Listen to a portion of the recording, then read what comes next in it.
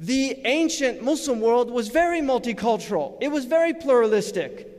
There was interaction with many different cultures. In fact, it's arguable that the Muslims were eventually conquered by the European colonialists because they had created a world in which the military was becoming increasingly less important. There were so many good relations between different countries that the Muslims were trading with the Chinese. They were trading with the Hindus. They were trading with the Christians of Central Asia. This was the reality of the Muslim world. A highly multicultural world, and you can see it linguistically in many of their statements. But the inculcation of love of the neighbor, hubb al-jar, and this is one of the most important commandments of Christianity: love your neighbor as yourself. Love God with all of your heart and love your neighbor as yourself. This, in reality, according to Martin Luther, was a reduction of the 10 Commandments to 2 central commandments. Because if you look at the 10 Commandments, they can be summed up in these 2 commandments. Love God with all your heart, so that would mean honoring the Sabbath, not taking His name in vain, and then love your neighbor as yourself. That would mean not coveting his goods, not coveting his wife, these things. So that really sums up Christianity. Judaism can be summed up, according to Rabbi Gamaliel, one of the great scholars, again, love God, and then love your neighbor.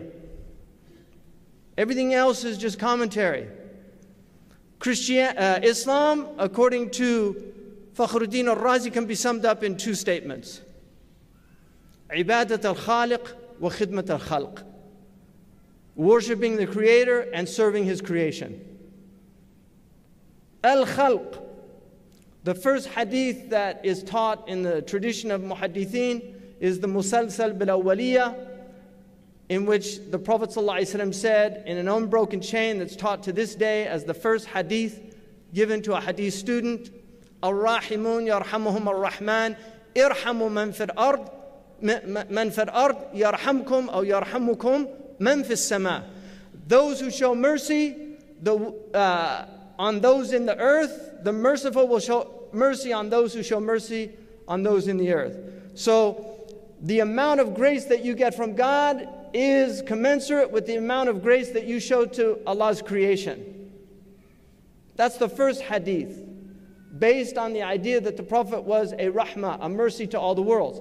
So that leads to the next question, which is how we deal with extremists. This was put on there, and I think a lot of people voted for this. If you look right now, everything is being brought up again. The news is filled with crazy Muslims. All the talking heads have come out. Obama has just announced a major outreach program to the Muslims, the Muslim community in the United States, hopefully not involving entrapment. Right? So a lot of Muslims, when they hear these things, it's like the Native Americans used to say, white man speaks with forked tongue. Now you can say, I don't know what we'd have to do now, because not just the whites are speaking with forked tongues anymore, right? Probably work out better just say that a lot of people speak with forked tongues these days. So how do we deal with our extremists? First of all, it's not on us to deal with our extremists. The vast majority of Muslims are not obliged to be dealing with extremists. Those who deal with the extremists are 2.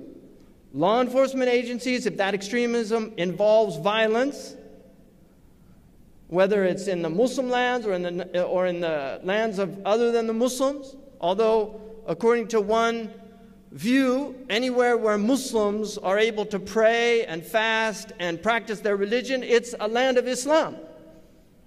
And the Prophet said, جُعِلَتْ لِيَ الْأَرْضُ مَشْجِدًا وَطَهُورًا. The whole world, al-ard, The whole world is a place of worship for my community. And he said, go where you want, and wherever you find good, stay there. So how do we deal with the extremists? The law enforcement has to deal with those who are violent, but not through entrapment and other things. We come from a system of law in the West that does not believe in preemptive law enforcement in the way that it has become imagined today. In fact, Eisenhower completely anathematized the idea of preemptive war, and he actually said that this is a Nazi idea. It's not, we don't have that in our understanding of a just war, the idea of, oh, I'm a little worried about these people, and so let's go crush them before they crush us. And we have, unfortunately, a best-selling author in the United States, New York Times bestseller, that argued for a preemptive nuclear strike on Muslims. And there was no uproar about that. If Muslims argued for a preemptive nuclear strike on Europeans or Americans, what would people be saying about that? But we have somebody here who's arguing for a preemptive strike, that it might be necessary at a certain point to kill them before they kill us. This is the type of madness that we're dealing with. When I was asked to speak in Washington about extremism, I said, look, extremism is as American as apple pie. This is one of the most extreme societies on the planet. I said, nowhere in the Muslim world do you have water drinking contests to see how much water a person can drink. They had a woman die here in Southern California in a water drinking contest because you can actually upset your electrolyte balance and die. But they were, let's see how many. They had a cockroach eating contest where a man died after the cockroach eating contest, and the prize for the contest was a boa constrictor. And he ate the most, and somebody said he was the life of the party. Well, he was the death of the after party, because he literally died from eating so many cockroaches. Where in the Muslim world are you going to have a watermelon eating contest? Where are you going to have a hot dog eating contest? And yet you can go on YouTube, and I'm sure you'll find hundreds of videos of people having hot dog eating contests. That is an extreme form of behavior. We have extreme sex in this culture. We have extreme music. For the first time, you ask doctors, especially those who are in ear, nose, and throat expertise, about young people losing their hearing because they're listening to music at extreme levels. And then if you don't think we have extreme violence, just look at some of the gun cult culture, the type of gun power that people are obsessed with. They go out and shoot machine guns. You don't need a machine gun to kill a moose. People hunt fish. They fish with dynamite. You just go, drop the dynamite, it blows up, and all the fish just come to the surface. That's one way of, that's not the kind of relaxed, you know. I mean, I mentioned last week, I saw a Chinese man flying a Chinese kite in San Francisco in the park. You know, we have a lot of Chinese in San Francisco.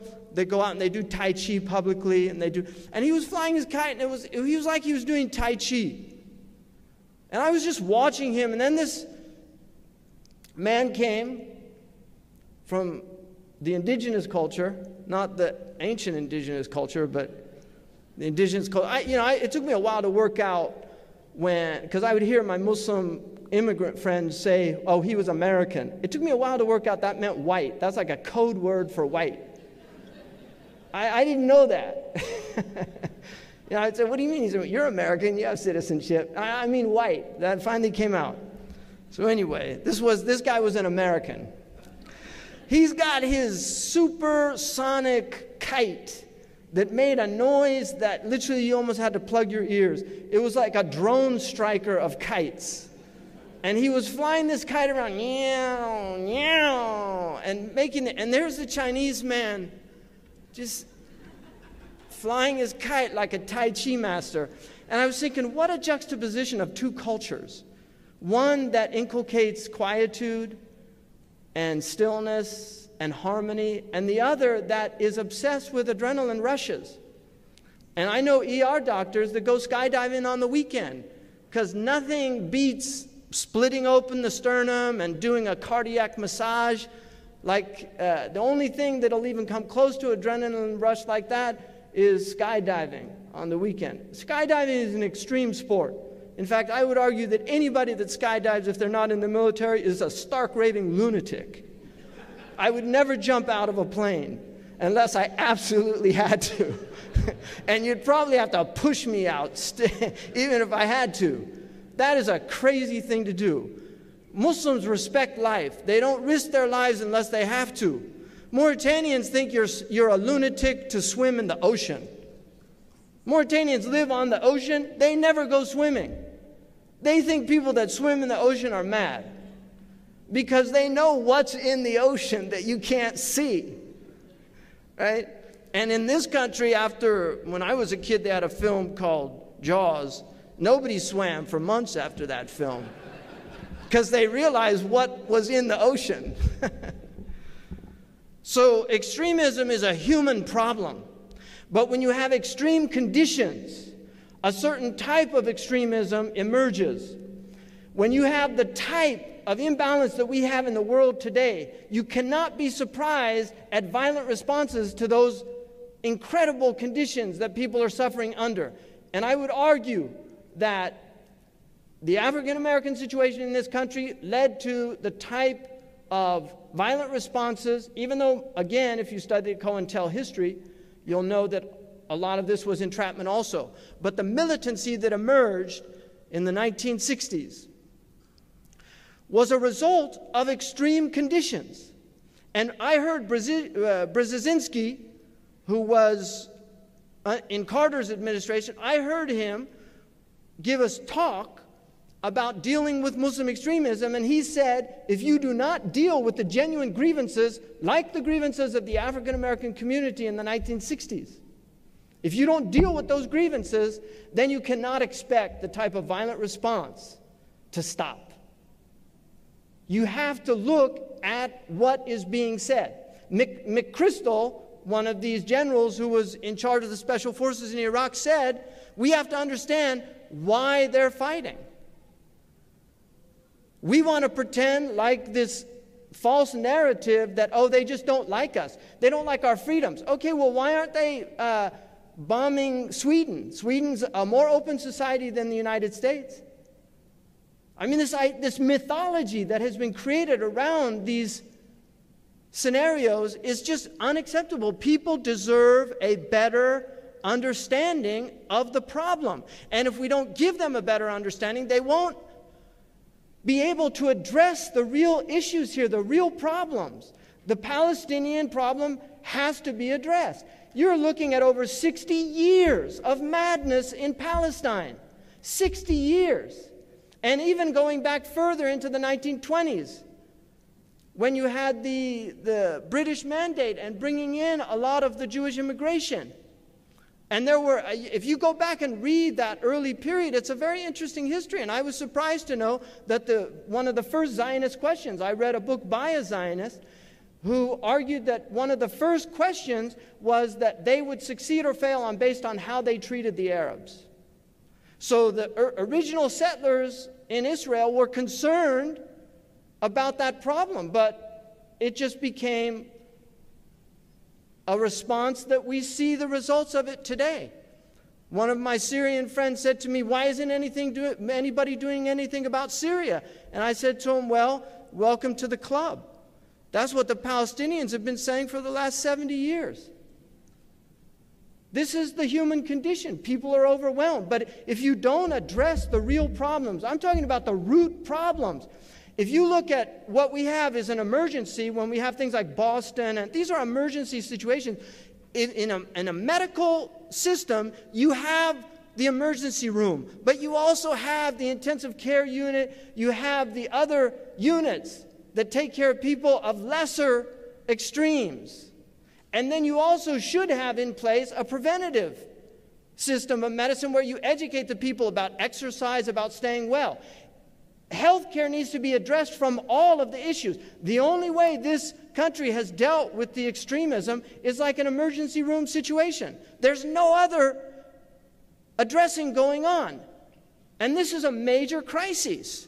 Now, in the Muslim world, I would argue, again, and over 10 years ago on a Hard Talk, I talked about the type of pressure that Muslims were under and that it was a miracle that they hadn't blown up yet. It was obvious to me. In fact, the last trip that I made to Egypt was right before the revolution, and I said to somebody that I was with, this place is like a powder keg. It's just going to go off. Because you could feel the pressure. You could feel the stress. People are living, and then, unfortunately, they don't make the connections that there was a direct relationship between the Wall Street collapse and what happened in the Arab world. Because as the real estate collapsed, suddenly everything goes into commodities. All of the basic food commodities shot up. Muslims suddenly, who were paying 20 to 30% of their salaries on food, were now paying 50 to 60%. And there's a tradition on Abu Dhar. There's another in it, but it's mentioned in many of the books. Abu Dhar said, I'm amazed at a man who the government is not providing a situation where he can get his daily livelihood, that he doesn't pull his sword out and go out and find it. St. Thomas Aquinas, in the Catholic tradition, says that a man who's starving to death is not sinful if he breaks the window of the bakery and takes what he needs to eat. الضرورات لها أحكامها. People are stressed out. What do you think about the slave labor in Bangladesh, where these people are working in these factories? Look at that. And some of us are wearing the clothes that they sewed. That ethically we're participating in this incredible global imbalance. All you have to do is look at the news. I have a picture. I saved, it was on the Khalij Times. It had on one side of the front page, it had the Prince of Wales and his wife dancing and waving wands at each other while they were playing a game they were visiting a Harry Potter museum. And there they were dancing and waving the wands. Right next to it was a Syrian man covered in the rubble of a bomb blast.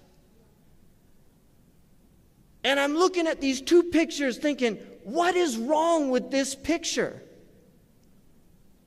This is the world that we're in. This is the global situation. And I am, everybody know, people who know me, despite what these right-wing people say, but people who know me, I have never advocated, never publicly or privately, people that know me privately and publicly, I have never advocated violence. I believe that modern warfare is completely unethical. I'm opposed to it on ethical principles. If the Muslims of the past, in pre-modern times, when swords and spears were their means of fighting, if they said going against the government was prohibited because of the great harm that it leads to in a society, what would they say today? With modern warfare, with bombs, with weapons of mass destruction, what would they say about war today? Muslims were not blood crazy. They did not, this whole idea somehow that it was a violent civilization. No, it was an Irenic civilization that loved peace and worked hard for peace. But they were living in a war, in a world in which war was the norm. Today we're living in a world in which war is also the norm in some places, but in the majority of places it's not. We can travel all over the world for the first time in human history and be relatively safe. And the areas that are dangerous, you'll get warnings from your embassy about visiting those places. This is unique in human history. So I would argue that extremism is not going to go away. It's not going to go away. Humans are extremists, and it's not going to go away. What we have to do is work out strategies to mitigate extremism, to pacify it in a sense, to give outlets for extreme ideas that are not destructive. We have to be able to criticize. We had a lady, a Code Pink lady, who interrupted Obama the other day. She goes and she interrupts him and she says, stop the drone strikes. There are 8 times more drone strikes since Obama's been in office than Bush. 8 times more. All those civil, we don't even know how many civil, they say it's less than 1,000, but we don't even know. There's no real counting going on. But there have been many civilian deaths in the drone strikes. Where's the accountability? But we had this lady interrupt President Obama in his address, and then when she was taken out by the Secret Service, she was interviewed afterwards, she said, they tell me it's rude to interrupt the president. I think it's rude to drop bombs on civilians. I mean, I'm sorry, that's pretty solid logic if you ask me. That's pretty solid. Like, we can't be, the Nazis were gentlemen. A lot of them, they were erudite. Rommel was an erudite man. He was a well-educated man. Hitler was a vegetarian. He loved dogs. He loved children. There's all those nice pictures of him with children patting their heads. Goebbels was a PhD in philosophy. These were people that listened to Wagner and Strauss. They were educated people, erudite people, but they were barbarians. And it's not progress if the cannibal's eating with forks. He's still a cannibal. So it's important for us to look at our own extremism as a nation, because it's the pot calling the kettle black.